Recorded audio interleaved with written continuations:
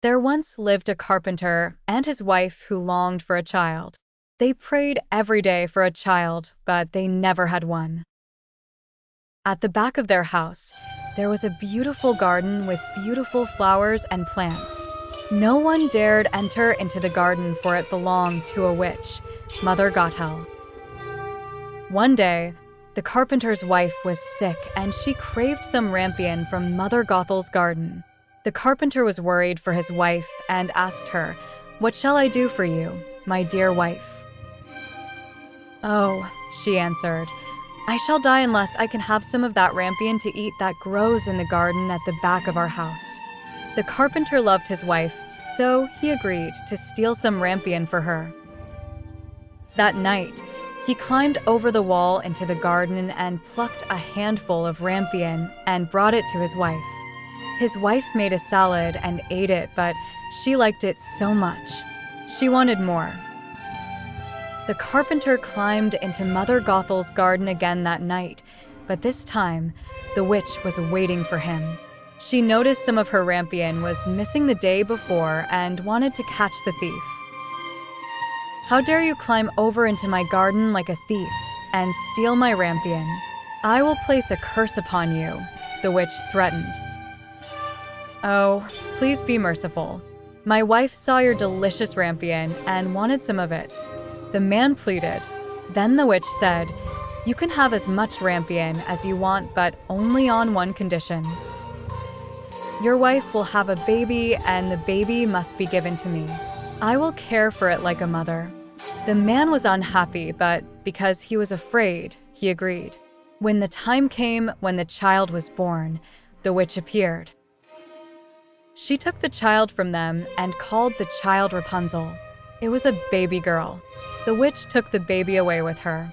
Fairy tale for children: a princess with long blonde hair who is imprisoned in a tower. Rapunzel, Annie.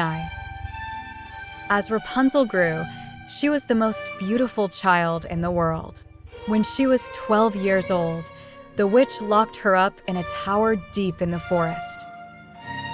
This tower had no steps nor doors, only a small window above. Whenever the witch went out or came in, she would say, "Rapunzel, Rapunzel, let down your hair." Rapunzel had beautiful long golden hair, and whenever the witch called out, she would let down her hair for the witch to climb.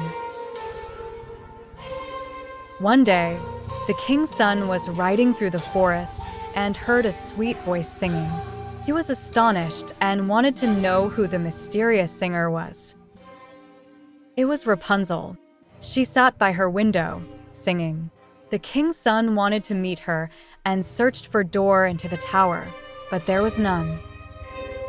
So he went home sad. Another day came, and as he was listening to Rapunzel sing, he saw the witch arrive and heard her say, "Oh, Rapunzel, Rapunzel, let down your hair."